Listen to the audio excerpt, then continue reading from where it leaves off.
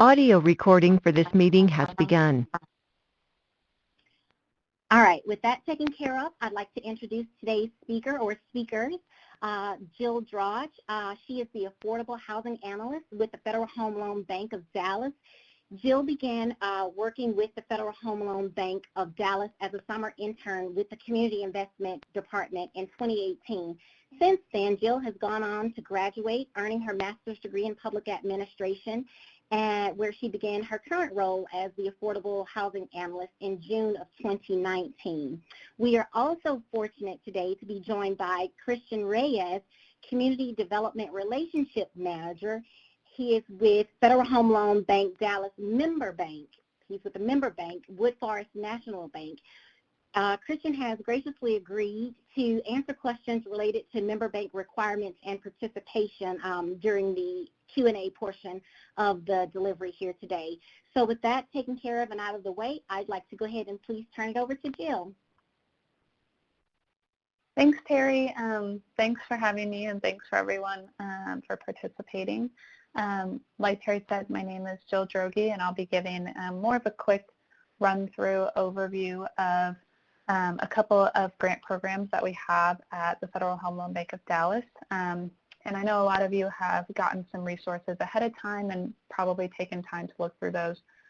So we're just really going to try and leave the majority of time at the end for any questions that have come up for you so far. So here's the agenda that we have for today's presentation. I'll first touch on what the Federal Home Loan Bank of Dallas is, and then I'll go over the help and disaster programs, and then just quickly touch on the funding process before moving into Q&A. So the Federal Home Loan Bank system was created in 1932 with the primary mission of providing low-cost funding to financial institutions, who we refer to as our members. There are currently 11 banks in the FHLB system, and we operate independently from one another as cooperative wholesale banks, each covering our own districts. So the FHLB Dallas covers a 5-state district of Arkansas, Louisiana, Mississippi, New Mexico, and Texas, and is owned by approximately 815 member institutions. These include banks, credit unions, CDFIs, thrifts, and insurance companies. So simply put, we're a bank for banks. We operate as a government-sponsored enterprise without any taxpayer assistance, so our grant money comes from our own income. So moving right into our Homebuyer Equity Leverage Partnership program, or our HELP program. The HELP program provides down payment closing cost assistance for low-income individuals and families. All of our grants are provided through our member institutions. For the HELP program specifically, grant funds are available for home buyers anywhere in the country. We do set a per member cap every year, so members can use up to 50% of that cap for properties that are located outside of our 5-state district. For example, in 2020, the member cap is $225,000. So members can use up to $112,500 for properties that are outside of our 5 states. But that cap is just a cap of how much each member can use. It is not a guaranteed amount of funds per member. So the funding opens up on the first business day of the year and is provided on a first-come, first-served basis until December 31st or until funds are exhausted, whichever occurs first. The grant amount available per home is $5,500 if the member institution is not originating the loan. We most commonly see this with Habitat for Humanities, but it can certainly be other organizations as well. If the member is originating the loan, the amount available is $8,500 or up to $10,000 if the member is also providing a $350 contribution or lender credit. For a home buyer to qualify for HELP funds, they must be a first-time home buyer. We do have a first-time home buyer attestation as a required document in our funding manual. So they need to meet at least one of the criteria on that form in order to be eligible. Next, the household must be below 80% of the area median income. We do have the income limits posted on our website for our 5-state district, but you can find all state income limits on the HUD website. Next, the home buyer must also bring at least $500 to closing and may not receive cash back. That is a common error that we see, so definitely something to be conscious of. And lastly, they must complete a home buyer counseling course.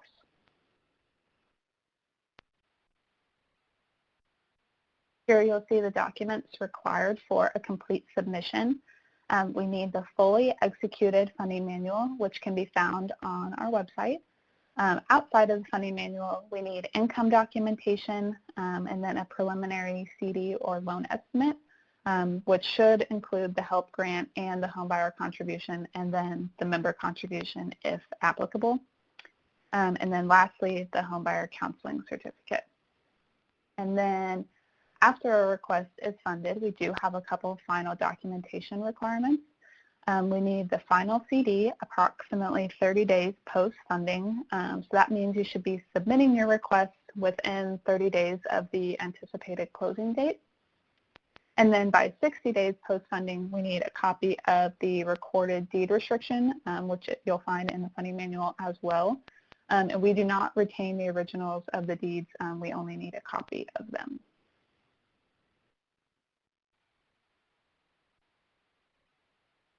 And moving forward to our Disaster Rebuilding Assistance Program, or our disaster program. Disaster funds can be used for home rehab or repair for low-income individuals or families impacted by a federally declared disaster for individual assistance.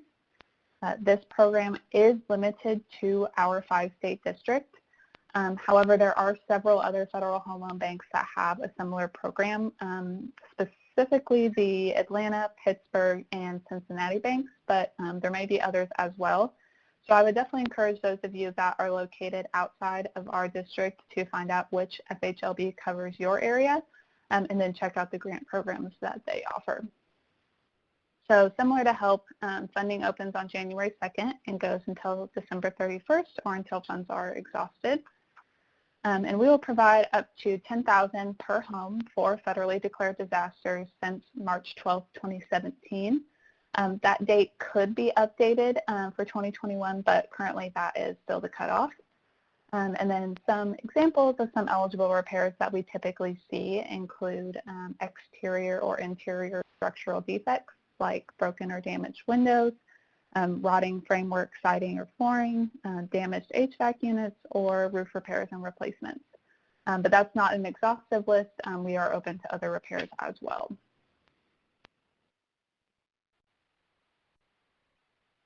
For a homeowner to be eligible for disaster funds, they must have had ownership of the home at least 30 days prior to the disaster and maintained ownership at the time of the disaster, with the home being their primary residence.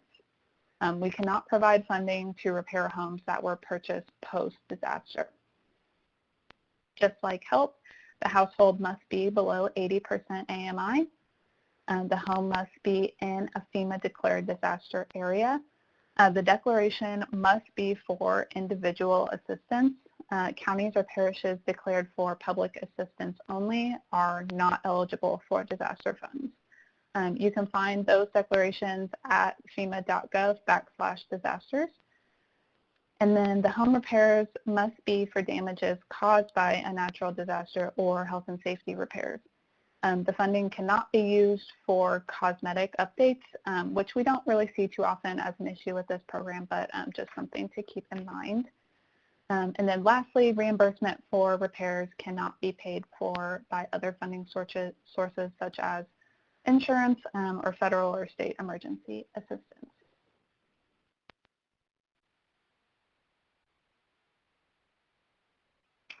Again, similar to the HELP program, we'll need the fully executed funding manual and income documentation. We'll also need the FEMA declared disaster ID that you can get from the FEMA website that I just mentioned.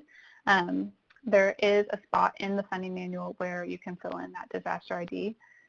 And then we require a pre-inspection completed by a third party. This should also include some before photos and then an invoice if there is a cost for the inspection. And then a work order or estimate that includes a labor and material breakdown. And basically we just want to see that the estimate is what the repairs make sense with what is also listed on the inspection, so those two things should line up. And then for disaster final documentation, we require a fully executed final cost certification, which can be found within the funding manual. And then the final invoice for the repairs, a post-inspection report with the after photos, and then a post-inspection invoice, again, if applicable to any costs that might be associated with the inspection. And so we need those documents to be provided approximately 60 days post-disbursement.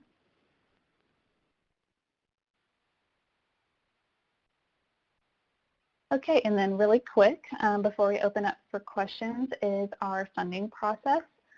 So all requests must be submitted through our member institutions. We're obviously presenting this webinar in partnership with one of our members, Woodforest Bank, but we do have those member caps, and Woodforest only has so much capacity to process requests. So like I mentioned earlier, if you're outside of our 5-state district, you can definitely check out the Federal Home Loan Bank that covers your area and what grant programs they offer.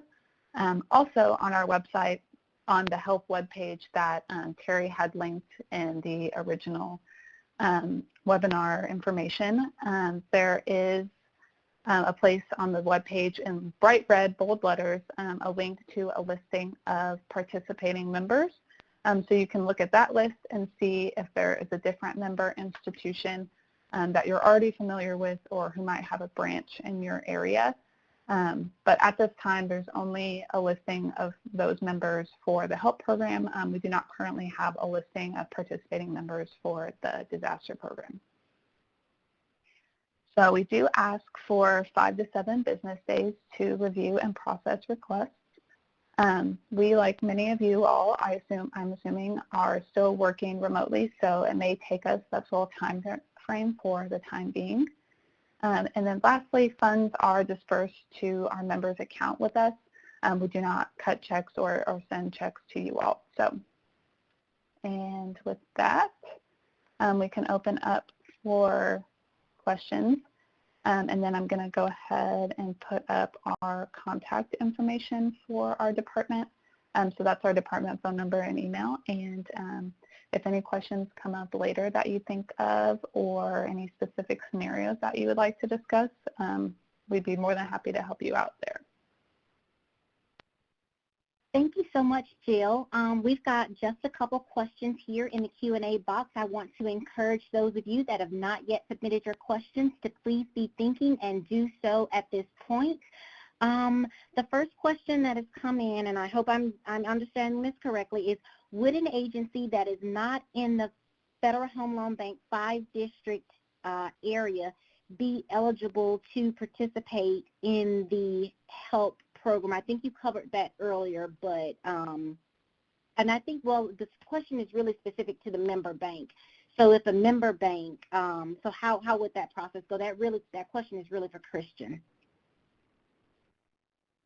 Hi, good afternoon, everyone. Christian Reyes here, as Terry mentioned in the beginning of the call. Just a brief background on me and the bank. As Terry mentioned, I'm the Community Development Relationship Manager for Woodforest, and I cover Station and Dallas, cover East, West, and Central Texas. We're a proud member of the Federal Home Loan Bank and a proud partner of HAC, and really thank you for everything you guys are doing out there. Our footprint extends up to 17 states. Texas being our home state, we are headquartered right above Houston in the Woodlands. And if we are in your state, you might recognize us as one of the banks inside the Walmart, which is our major distribution channel outside of Houston. So to address the question, Terry, yes, the HELP grant, 50% of what's allocated to the member, which in this year is $225,000, can be allocated outside of the 5-state footprint. So if you do have a request that does not fit those 5 states, please feel free to contact one of your member banks, including myself, or one of the members' banks, including our bank, and we can help you as long as the funds are still available. Perfect. Thank you so much, Christian. The second question, I think this one again goes to you, Christian. Jill mentioned that each member bank has a cap. What is the cap for Wood Forest Bank for both the HELP and disaster grants? So for the HELP, it's $225,000. Jill, help me out here. What is the cap for the disaster rebuilding? So currently for the disaster program, there is no member cap. Okay, that's what I thought. Yeah. All right, perfect. Thank you both for that. The next question is, in terms of repair work, when repair is done under disaster for use of the funds, does the entire unit need to be brought up to code or HQS? So, I mean, we're only able to give $10,000 per home, so I'm not depending on the home and the damages that were done. Our $10,000 might not necessarily get the home fully up to code, but our money can be used to help get the unit up to code, but we don't have a requirement that the full unit is brought up to code to use our funds. Okay, perfect. The next question is a income qualification question. So are there with regard to income restrictions, are groups able to utilize national codes as opposed to the local codes if it's not within the 5-district area? I'm assuming that means the income limits? Yes. So we use what HUD puts out. So as long as it's in line with what HUD is listing for the income limits for all counties or parishes across the country, that's what we will use. All right. Perfect. Thank you. How do we know if a member institution is offering the disaster program? So it would be, that would probably be something you'd have to reach out to us if there's a specific member bank that you're familiar with. You could reach out to them and ask them if they're working on that program or if they're familiar with it, or you can reach out to us to ask if that specific member is enrolled in our disaster program. And if I may just add to that, from a member perspective, that's exactly right. We are eligible to participate in all the Federal Home Loan Bank programs. However, due to different guidelines, capacity, and so on, some members will not leverage all the programs. In this case, we are active in the HELP, the disaster rebuilding. We also do SNAP, as well as one more affordable housing program, the AHP. All right, perfect. Thank you. Again, want to encourage those of you that are sitting out there with burning questions to please submit them at this time. Looks like we have 2 questions, or one 2-part and then a follow-up question remaining in the queue. And so this is your opportunity to ask those questions. So please be sure to enter them in the Q&A box. The next question is there a max on inspection costs, and are those costs deducted from the total amount of the award of the grant?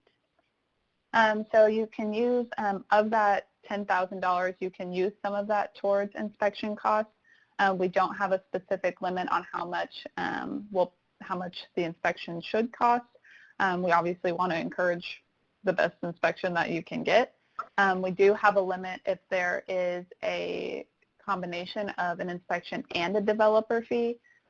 So that combined limit is 15%, but if there is no inspection cost, then our developer fee is limited to 10% of the rehab amount of the grant. Yeah, and if I may add to that as well, and that's a big important point, great question, because it is, as Jill just mentioned, I want to make sure I repeat that, 15% of the cost of the rehab work. So it's not 50% of the $10,000, and that obviously can be calculated. Your member bank will help. We can help you with with calculating that out if need be. Perfect. There's one additional question in the Q&A, and then there's one that's in the chat box. I'm going to go to the one that was in the Q&A first, and then we'll follow the one that's in the chat box. Jill mentioned the processing time for Federal Home Loan Bank Dallas, but what is the processing time for the member bank? And Christian, I'm imagining that one's for you. Yes, so that's a great question. So it really depends on the pipeline that we have built. So in most cases, for example, there's a 2-team member department that processes these type of grants and at Wood Forest. So you can understand that the capacity can sometimes be limited. So this is just an open dialogue with your member bank to just determine exactly, how long this is taking. And I would say that the longest time frame or what could drag the time is the collection of documentation and the fulfilling of the manual to its entirety. So it is very important that as you go through the manual, you look at the checklist that is part of that manual and collect everything that is on your end up front and try to get all the signatures, all the supporting documentation up front. So when it gets to the member bank, they can simply just go through their part, fill that out, inspect, and submit it. Once it is submitted, it is a fairly smooth process. I know that Jill said 5 to 7 business days, but I think that's at the latest. They do a really good job of getting these approved if everything is complete. Yeah, I just want to add to that. That was a perfect explanation from Christian there. Yeah, the 5 to 7 business days we try to shoot as that is our maximum. We hope to be less than that, but sometimes it does take that full time. But that time frame depends 100% on whether or not we have a complete submission and how quickly we're getting responses or corrections.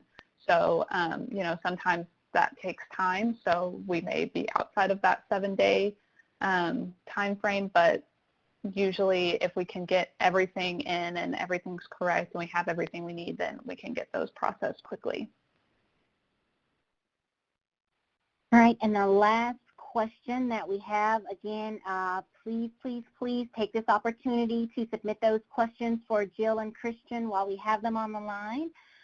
The last question is, are funds that are not dispersed by December 31st rolled over? I think you answered that question in the presentation, but perhaps maybe respond again.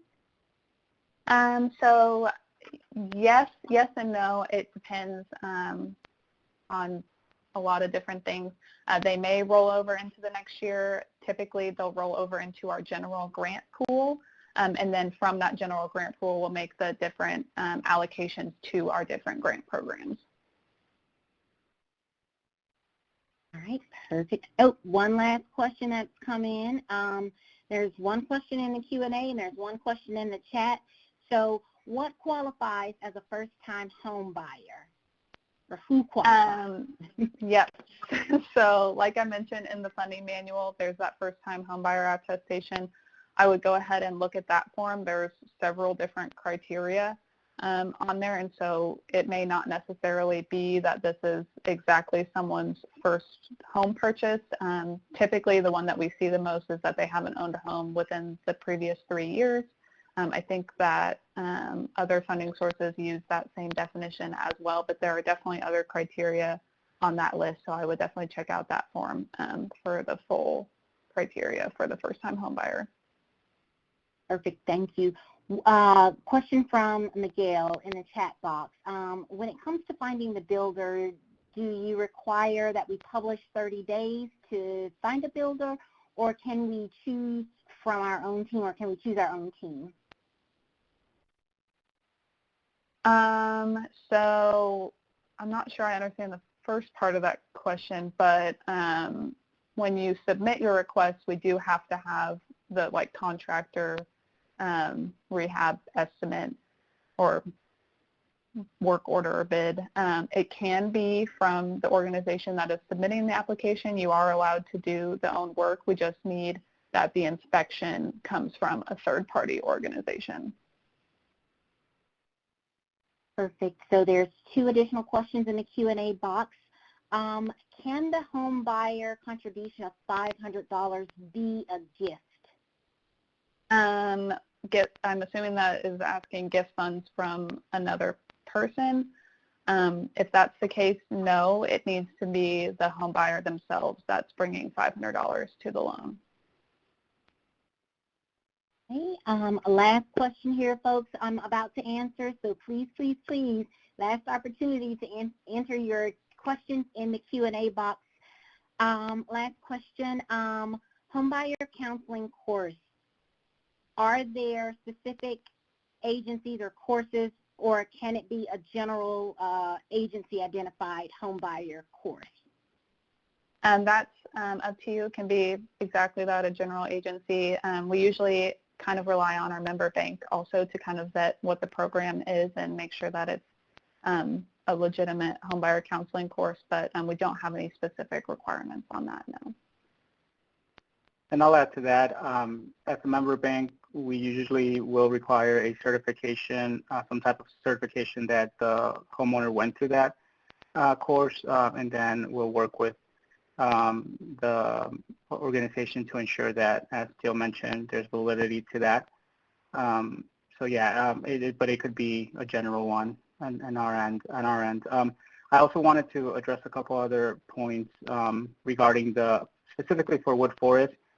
We're not a mortgage lender, so the maximum for our HELP grant will be $5,500.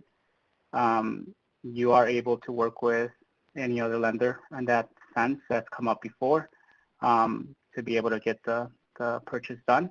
There's no restrictions on our end for that. And then also, the member bank does have, on any of the grants, we have our, I guess, autonomy to be able to dictate when the funds are distributed or deployed, meaning that in some cases the funds could go out to the member organization or developers in advance of any due diligence collection process of documents. However, we tend to, at Wood Forest, wait till we collect everything up front before that 60 days is up, before we distribute the money. We just don't want to get in a position where we have to go searching for documents. So the best way that we go about it is just collect everything that we can and then distribute the funds. So I just want to make sure I clarify that also. Thank you. Last question from Alan at RCAC. Hello. Where can we find contacts for Federal Home Loan banks in other regions of the country? Jill. Basically, well, it looks like you're from Colorado, so fortunately I know who covers Colorado, which would be the Federal Home Loan Bank of Topeka. But for any of the Federal Home Loan banks, you can just search them, and then every Federal Home Loan Bank has some sort of, community tab or affordable housing tab or something like that. And then it should be pretty evident what their contact is. There should be a phone number or email. It really shouldn't be too difficult to find. All right. Let's see. Next question. Let's see. Wood Forest is listed as HELP member on the website under Texas, but not in Mississippi. Does this mean that individuals in Mississippi cannot go to Wood Forest for help? Great question. I actually just noticed that yesterday. We need to send a request in to list us in those states that we overlap as well. So to answer your question, we do have representation in Mississippi. Mississippi is able, if you're in Mississippi, you're able to request a grant from us. And I just want to add to that, so it's not necessarily that our members aren't listed by only the areas that they cover. They're typically listed by where they're headquartered at. That's how someone becomes a member of the Federal Home Loan Bank of Dallas. Their charter has to be within our 5-state district. So usually on those participating lists, we have it by where that charter is. So it's not necessarily that they will only cover Texas or they'll only cover Mississippi. It's just where they're physically typically located or where the main contact for that program for that member is located. Thank Great. you, Jill. I did not know that. Yeah, you can always reach out. Yeah, and so we automatically can cover any of those states, even though they're not mentioned on there. Right. Perfect. Thank you. I want to return back to Alan's question. I just chatted out the direct link to Federal Home Loan Banks, and they list all of the member banks under the Federal Home Loan Banks tab. It's the second tab right next to the About tab, and so you can use that link to get to the 11 member banks. Let's see, going to give everybody another another 30, 60 seconds to maybe perhaps submit any further questions for Jill and Christian today. Lots of great questions that came in early, so thank you for that. We appreciate those questions. All right, so I will actually start doing a little wrap-up, but don't feel rushed. Go ahead and please submit your questions if you've already started to do so. But at this time, I'd like to give a huge thanks to both Jill and Christian for the wealth of information that they've shared today, as well as to each of you for your time and participation. As we close the webinar, please be on the lookout for a survey following the webinar. It'll probably come out in the next 30 to 45 minutes. We ask that you take a quick moment to fill that survey out. That's the way that you tell us if we're bringing content to you that's most relevant to your housing programs and services. Let's see. There are some questions that have come in. Let's see. Stop right here really quick to address this question. Is this only for organizations that are located in Arkansas, Louisiana, New Mexico, and Texas? Christian or Jill? I think that the question's been responded to before, but if you could please. Yeah, so the HELP program, so the down payment closing cost assistance grant is not limited by our 5-state districts. It can be for anywhere. But the disaster grant program is limited to our 5-state district of Arkansas, Louisiana, Mississippi, New Mexico, and Texas. So funds have to be used within one of those 5 states. We can't provide funding for outside of those 5 states. But I also mentioned that several of the other federal home loan banks also have a disaster program. So if you're outside of our district, definitely check out the other federal home loan banks that may cover your area and see if they have a disaster program as well. All right. One really quick statement. We're getting questions about will folks get a copy of the webinar. The recording as well as the PowerPoint will be on HAC's website in the next couple of days. So please be on the lookout for that. Once you exit the webinar, it will take you to HAC's website, so no worries about that. And then one final question that's come in here. It says, is the disaster assistance a grant or loan?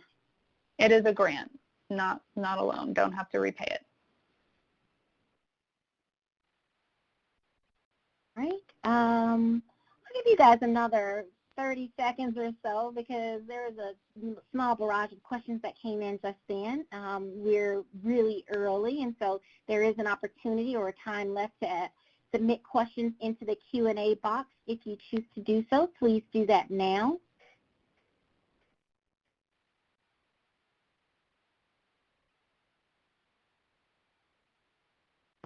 All right, I'll go ahead and resume closeout. Again, thanks to both Jill and Christian for the information. Thanks to each of you for your attendance. Please be sure to fill out that survey, give us your feedback.